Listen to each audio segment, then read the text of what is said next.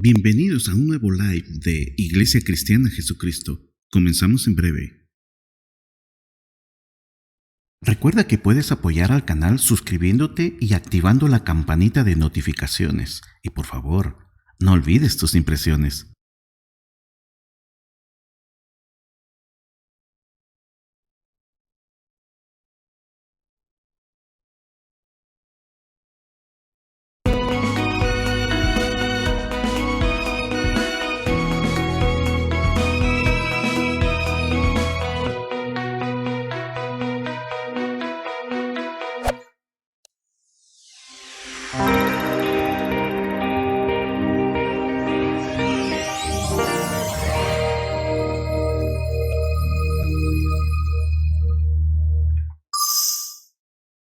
Muy buenas noches. Es para mí un privilegio poder dirigirme a ustedes esta noche. En las últimas semanas he estado meditando acerca de la cruz y por eso pedí que me tocara predicar este día. Creo que el tema es muy apropiado para la fecha, sobre todo porque cada vez he oído menos prédicas acerca de la cruz.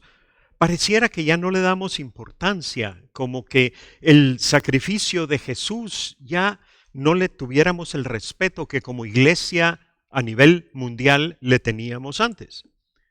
Predicamos más usando información científica, información cultural, información filosófica, que recordando los pasajes de la Biblia acerca del evento de la crucifixión.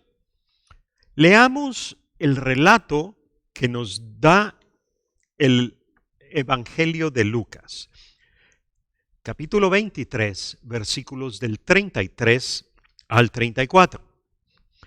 Y cuando llegaron al lugar llamado de la Calavera, le crucificaron allí y a los malhechores, uno a la derecha y otro a la izquierda. Y Jesús decía: Padre, perdónalos, porque no saben lo que hacen. Y repartieron entre sí sus vestidos echando suertes.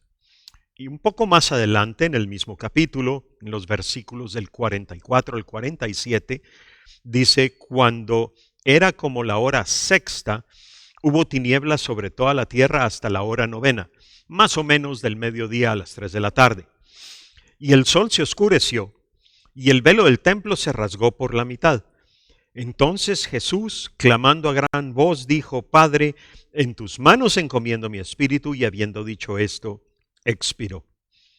Cuando el centurión vio lo que había acontecido, dio gloria a Dios, diciendo: verdaderamente este hombre era justo. Los grandes predicadores del pasado hablan de estos eventos con temor y con reverencia. ¿Y nosotros? Hay una canción cristiana contemporánea que dice: nunca sabré cuánto costó ver mi pecado en la cruz. Y aunque no estoy 100% seguro con este concepto, porque la Biblia dice en 1 Corintios 13, versículo 12, que ahora vemos por espejo oscuramente, mas entonces, hablando de la eternidad, veremos cara a cara. Y esto nos podría indicar que en la eternidad sí sabremos, sí nos será revelado lo que costó el sacrificio de Jesús. Con lo que sí estoy de acuerdo con esta canción es el sentimiento que expresa de que el sacrificio de Cristo en la cruz me debe llevar a adorarle a Él. Hablando de la cruz, en uno de sus escritos, Plutarco, el historiador griego, menciona que la cruz era más un instrumento de tortura para las ofensas más graves que un instrumento de ejecución. Séneca, el joven, dice que la cruz era utilizada por los verdugos cuando querían ser creativamente crueles. William Edney Vine, el famoso autor del Diccionario Expositivo de Palabras del Nuevo Testamento, no estaba seguro acerca de la forma física de la cruz. Pues en tiempos del Imperio Romano, la crucifixión ocurría usando tres formas principales. Primero, lo que se llamaba stauros, que era un madero vertical hundido en tierra, parcialmente donde se clavaban las manos del reo arriba de su cabeza, con los brazos estirados hacia arriba, en esta posición, y los pies casi a nivel de tierra. La segunda forma que tomaba la crucifixión es lo que en latín se le llamaba la crux comisa, o si lo llevamos a Mesopotamia, la T de Tamuz, en el cual el madero horizontal se clavaba sobre el madero vertical. Finalmente, existía la crux inmisa, que es la que vemos comúnmente en las ilustraciones históricas como grabados, pinturas, etcétera, en la que una pequeña parte del madero vertical sobresalía del madero horizontal, y en muchas ilustraciones allí es donde ponen el letrero que decía: este es el rey de los judíos. Mucha energía se ha gastado en la iglesia para discutir y determinar cuál era la forma de la cruz en la cual fue crucificado Cristo. Y esto, entre muchas otras cosas, ha llevado a muchos al error de usar la cruz como únicamente como un amuleto externo, sin entender que los efectos del sacrificio de Jesús en la cruz se llevan adentro, no afuera. En el siglo II de nuestra era, Tertuliano de Cartago tenía que lidiar ya con acusaciones acerca de que los cristianos adoraban a la cruz en vez de a Dios.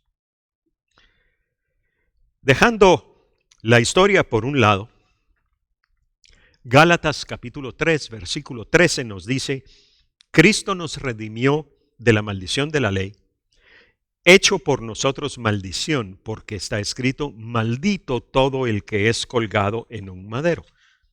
Y esto se refiere a lo que podemos leer en Deuteronomio 21, versículos del 22 al 23, donde dice: si hubiere alguno cometido algún crimen digno de muerte y lo hiciereis morir y lo colgareis en un madero, no dejaréis que su cuerpo pase la noche sobre el madero. Sin falta lo enterrarás el mismo día, porque maldito por Dios es el colgado, y no contaminarás tu tierra que Jehová tu Dios te da por heredad. Y efectivamente eso fue lo que hicieron con Jesús. No lo dejaron colgado en la cruz hasta el día siguiente, sino lo enterraron con la mayor rapidez posible. Ahora, para entender la importancia de la crucifixión de Jesús, tenemos que hacernos una pregunta. ¿Cuál fue el precio que se pagó por clavar nuestro pecado, el suyo y el mío, en la cruz? Y la respuesta a esta pregunta es: el precio fue la sangre del justo, justo con mayúscula, siendo el justo uno de los títulos de Cristo.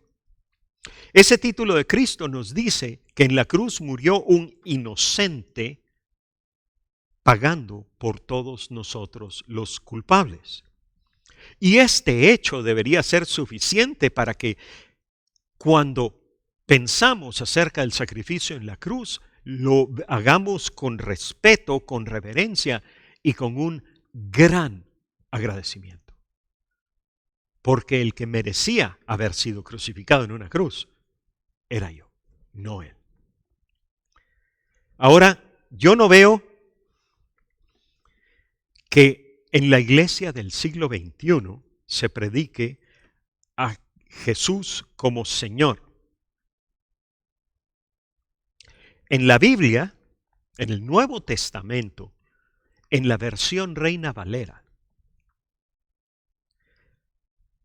la palabra Señor refiriéndose a Jesús aparece casi 30 veces más, 370 y algo de veces, 30 veces más que la palabra Salvador, la cual solo aparece 25 veces. Las bendiciones que Dios nos da son muchas y esas bendiciones no son necesarias. No estoy diciendo que no necesitemos de la salvación, pero esas bendiciones que recibimos de parte de Jesús deben ser un efecto secundario, no deben ser el objetivo principal. Lo importante en nuestra vida no es que Jesús sea nuestro Salvador, sino que Jesús sea nuestro Señor. Y lo demás viene por añadidura. Al final de su evangelio, Marcos, en el capítulo 16, versículos 17 y 18, hablando de las señales que acompañarán a los que creen, usa las siguientes palabras. Estas señales seguirán a los que creen. Los milagros, las sanidades, las liberaciones de demonios seguirán a los creyentes. Pero en estos tiempos pareciera que la Biblia dice lo opuesto. Porque tristemente lo que podemos ver en muchos lugares es que los creyentes siguen a las señales, las buscan lo sobrenatural, más buscan la experiencia y la emoción que la relación. Y eso no está bien. Y por eso es que hoy nos vamos a enfocar en otro título de Cristo. Señor, el Señor. Como decía, la palabra Salvador aparece 25 veces en el Nuevo Testamento y la palabra Señor 733. Y creo que es importante que nos hagamos esta pregunta. Entendemos aquí, conocemos por experiencia, vivimos que Jesús es la autoridad suprema sobre nuestra vida. Y lo pregunto así porque el significado de la palabra griega que la Reina Valera traduce como Señor es eso, es autoridad suprema, el que manda. O tenemos más bien un concepto equivocado de la persona, de la naturaleza y del carácter y el ministerio de Cristo Jesús. Si bien Él tomó la actitud de siervo, Él es Señor y Él está sentado en un trono en los lugares celestiales y va a venir como rey y como juez. Hay muchos lugares en la Biblia donde podemos aprender acerca del carácter del Señor. Hoy quiero citar las palabras de Pablo en su carta a los Filipenses. Leamos Filipenses capítulo 2, versículos del 5 al 8, donde dice: haya pues en vosotros este sentir que hubo también en Cristo Jesús, el cual siendo en forma de Dios, no estimó el ser igual a Dios como cosa a que aferrarse, sino que se despojó de sí mismo, tomando forma de siervo, hecho semejante a los hombres, y estando en la condición de hombre, se humilló a sí mismo, haciéndose obediente hasta la muerte y muerte de cruz. ¿Entendemos lo que dice aquí? Esta es una propuesta teológica muy profunda. Dice que el Hijo de Dios se despojó de su naturaleza divina, de su deidad, se hizo hombre, fue obediente y obediente hasta la muerte. Y esto, el que fue obediente hasta la muerte, es lo que me impresiona, es lo que más habla de su carácter. Y eso no quiere decir que él no viera el proceso como algo fácil. En el Evangelio de Marcos, capítulo 14, versículos del 35 al 36, nos dice ¿Qué es lo que Jesús le pidió al Padre en el Getsemaní antes de ser entregado? Yéndose un poco adelante, se postró en tierra y oró que si fuese posible pasase de él aquella hora. O sea, si era posible que él no tuviera que ir a la cruz, que no ocurriera. Y decía: Abba, Padre, todas las cosas son posibles para ti, aparta de mí esta copa. Y aquí viene la frase que marca su obediencia: mas no lo que yo quiero, sino lo que tú. Una absoluta sujeción a la voluntad de Dios Padre. Y fue a la cruz.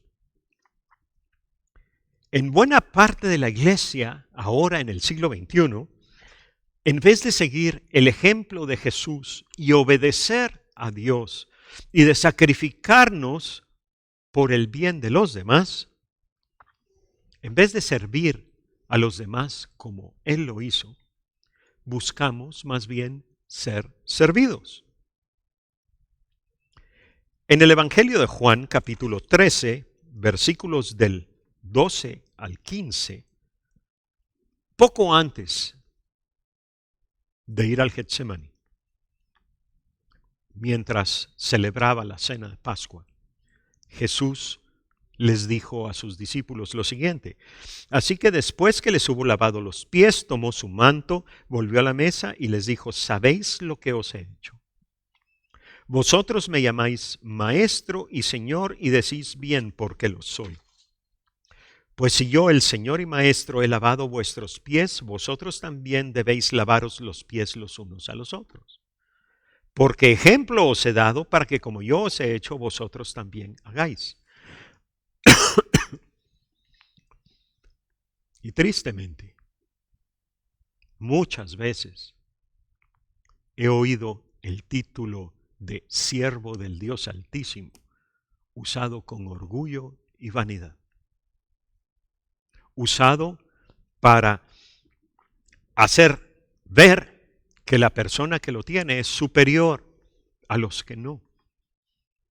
Con razón el mundo no nos cree, porque ni hacemos las cosas que Él hacía, ni somos como Él es.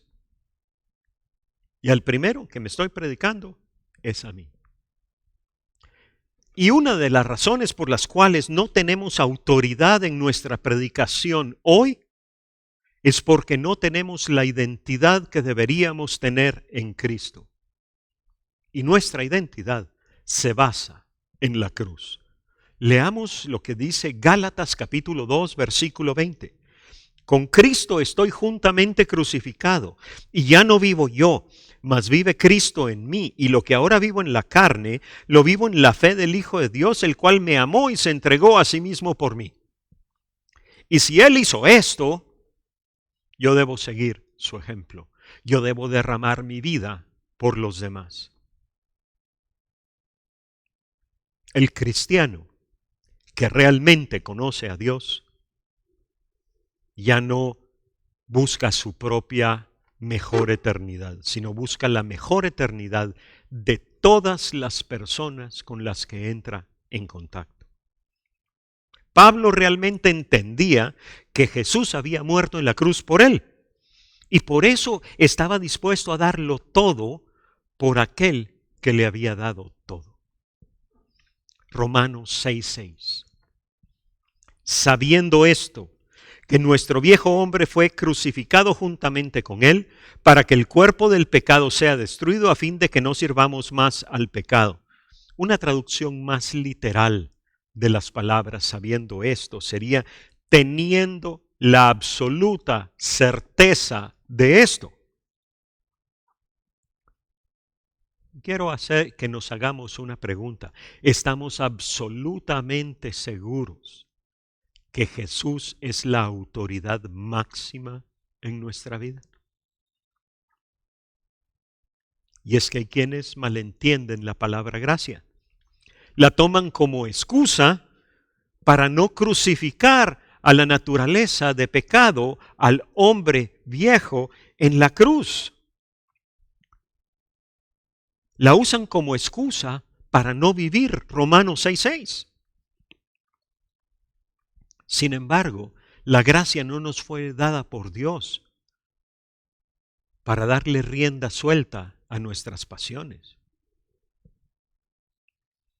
Todo lo contrario, la gracia nos fue dada para que tengamos las fuerzas para seguir el ejemplo de Jesús. ¿Y cuál fue ese ejemplo? Leámoslo en la carta a los Hebreos, capítulo 12, versículos del 1 al 2. Por tanto, nosotros también, teniendo en derredor nuestro tan grande nube de testigos, despojémonos de todo peso y del pecado que nos asedia, y corramos con paciencia la carrera que tenemos por delante. Y aquí viene el centro, lo principal. Puestos los ojos en Jesús, el autor y consumador de la fe, el cual por el gozo puesto delante de él sufrió la cruz, menospreciando el oprobio, y se sentó a la diestra del trono de Dios. Y esta frase, se sentó a la diestra del trono de Dios, es muy importante, porque uno de los errores históricos de la iglesia ha sido enfocarse demasiado en la muerte de Jesús en la cruz y pierden de vista la resurrección de Jesús que ocurrió 3 días después. Si regresamos al capítulo 2 de la carta de Pablo a los Filipenses, que citamos al principio, leemos que después de ver cómo Cristo se despojó de sí mismo y cómo murió por obediencia en la cruz, también fue levantado por el Padre al honor supremo.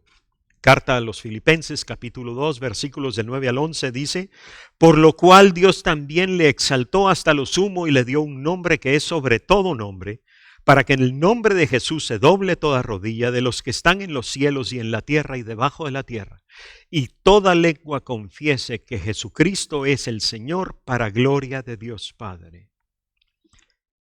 Que toda lengua confiese que Jesucristo es la autoridad suprema sobre nuestra vida, para gloria de Dios Padre. Autoridad suprema. No Salvador, aunque estoy profundamente agradecido que Jesús es mi Salvador personal. No proveedor, aunque lo es. No sanador, aunque también lo es. No padre de huérfanos y marido de viudas, aunque también es esto y muchas otras cosas más. Lo que le da gloria a Dios el Padre es que confesemos que Jesús es la autoridad suprema sobre nuestra vida y que esa sea la realidad de nuestra vida. Ahora, aunque la salvación es un efecto secundario del señorío, es un efecto secundario tan importante que quiero hablar de ella también. Romanos, Pablo cuando le escribe a los romanos en el capítulo 10, versículos del 8 al 10, lo resume así. Mas, ¿qué dice? Cerca de ti está la palabra en tu boca y en tu corazón. Y ahora viene un resumen teológico genial. Esta es la palabra de fe que predicamos, que si confesares con tu boca que Jesús es el Señor y creyeres en tu corazón que Dios le levantó de los muertos, serás salvo. Porque con el corazón se cree para justicia, pero con la boca se confiesa para salvación. Resume todo en 3 versículos. Confesar que Jesús es la autoridad suprema sobre nuestra vida y creer que Dios Padre le levantó de los muertos al tercer día. Un resumen brillante. Estas 2 frases resumen el plan de salvación que la Trinidad ideó antes de que la tierra existiera.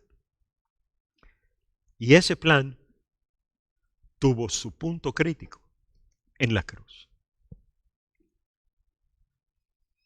Hay un pasaje en el Evangelio de Juan que se usa para sustentar la necesidad de creer en Jesús de esta manera. Un pasaje que se usa para evangelizar a personas que no son cristianas, que no creen que Jesús es la autoridad suprema sobre su vida, que no le dan ese espacio, que no creen en que el sacrificio de la cruz es suficiente para ir al cielo.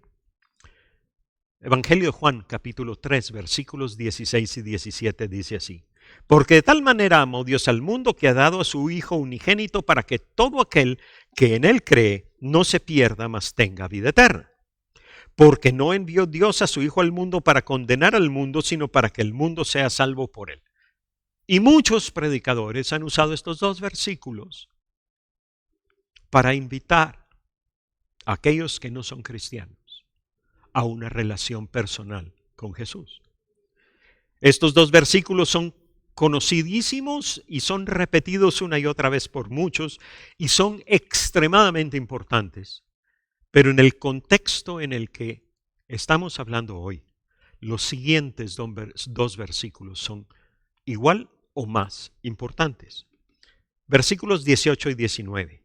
El que en él cree no es condenado, pero el que no cree ya ha sido condenado porque no ha creído en el nombre del unigénito Hijo de Dios. Y esta es la condenación: que la luz vino al mundo y los hombres amaron más las tinieblas que la luz porque sus obras eran malas. ¿Cuál es la condenación? Que Jesús vino al mundo a ofrecernos una salvación gratuita por la cual Él pagó, y los hombres en muchos casos decimos no gracias y seguimos viviendo en nuestros delitos y pecados. Y es que no podemos olvidar lo que dice la carta a los Romanos en el capítulo 3, versículo 23. Por cuanto todos pecaron y están destituidos de la gloria de Dios. Todos. En otra porción de la Escritura dice, no hay un solo justo, ni siquiera uno. O sea, todos necesitamos aceptar el sacrificio de Cristo en la cruz. Todos necesitamos ver el monte de la calavera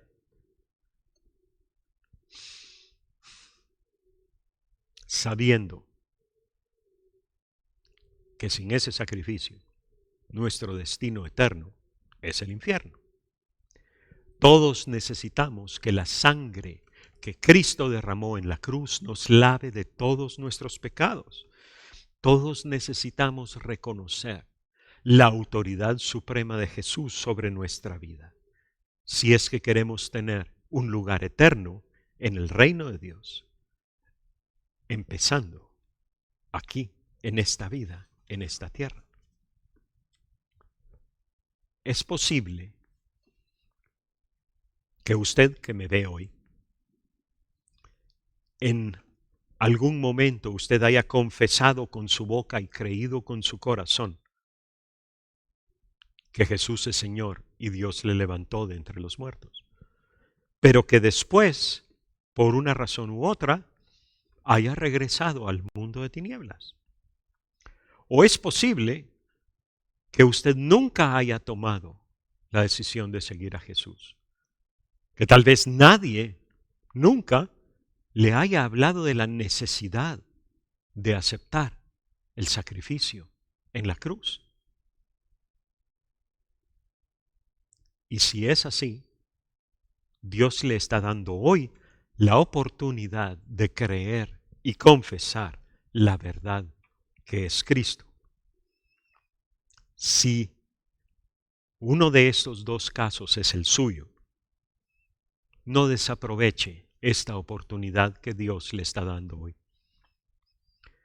La carta a los Hebreos en el capítulo 2, versículo 3 nos dice: ¿cómo escaparemos nosotros si descuidamos una salvación tan grande? Los judíos entendían muy bien la existencia del infierno. Nosotros, por lo menos en el mundo occidental del siglo XXI. Casi lo hemos olvidado.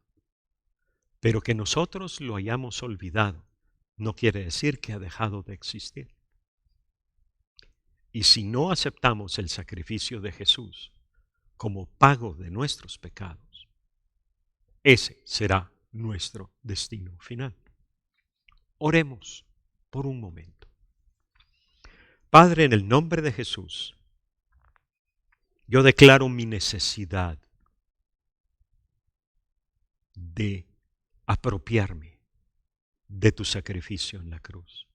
Yo declaro mi necesidad de ser lavado por la sangre de Jesús para perdón de mis pecados. Yo declaro mi necesidad de que Jesús sea el Señor de mi vida, porque yo no puedo vivir una vida agradable a ti si Él no lo es. Padre, yo te pido que envíes sobre mí un espíritu de arrepentimiento que me lleve a ver mi vida, a ver todo lo que he hecho mal y me lleve a pedirte perdón. Que me lleve a agachar mi cabeza, incluso a postrarme en el suelo y decirte: Dios, necesito de ti. Jesús, necesito de ti. No puedo dirigir mi vida sin ti. Ven a mi vida. Ven a tomar el control. Ven a ser tú mi Señor. Ven a ser el Dios y Rey que eres. Que no solo sea cierto en el cielo, sino también sea cierto en este pedazo de barro que yo soy. Padre, lo pido en el nombre de Jesús. Amén. Si usted se ha reconciliado con Dios hoy, siga el ejemplo de Zaqueo, el cobrador de impuestos, lo cual podemos leer en la Biblia en el capítulo 19 de Lucas, versículos del 1 al 10. Y en la medida de lo posible restituya a aquellos a los que ha defraudado. Y si usted nunca había hecho una oración así, primero, de hoy en adelante, hable con Dios todos los días. Dios es su Padre ahora. Usted es su hijo. Jesús es su hermano mayor. Empiece una relación personal con Dios que va a durar por toda la eternidad. Segundo, lea su Biblia todos los días. Y si no tiene una, pida una prestada o cómprela o pida una regalada, porque muchas personas están dispuestas a regalar una Biblia. Y léala todos los días. Muchas de las respuestas a las preguntas que tenemos en la vida diaria las podemos encontrar en la Biblia. Tercero, busque a una persona que lo haya visto en sus peores momentos y dígale, confiese con su boca, cuéntele que le ha pedido a Jesús que sea su Señor. Y finalmente, busque una iglesia cristiana que predique la Biblia, la totalidad de la Biblia, pida hablar con el pastor y dígale: pastor, yo le pedí a Jesús que sea mi Señor. Ahora usted me va a tener que decir qué tengo que hacer. La vida cristiana no es fácil, pero si aceptamos a Jesús como la autoridad máxima en nuestra vida, la vida cristiana es gloriosa. Que Dios nos bendiga a todos. Si te ha bendecido el mensaje, no pierdas la oportunidad de compartirlo.